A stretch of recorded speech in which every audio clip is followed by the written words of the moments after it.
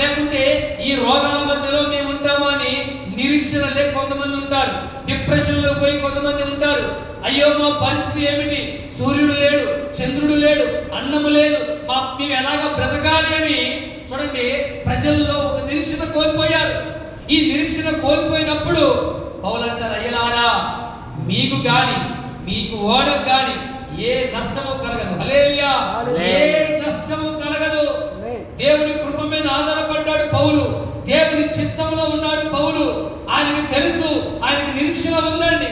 పౌలు గారి రోజు నిరీక్షణ లేని వారిని, వాళ్ళ ఆశలు లేని వారిని, బంధకాల్లో ఉన్నవారిని, నిస్పృహలో ఉన్నవారిని అపోస్తలుడైన పౌలు ధైర్యంతో చెప్తున్న మాట చూడండి, మీ తల వెంట్రుకలో ఒక్కటి కూడా ఓడదు.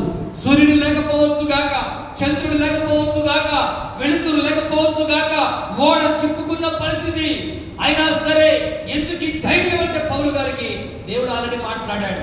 రేపటి రోజున నీవు కైసరు దగ్గర నిలబడాలి.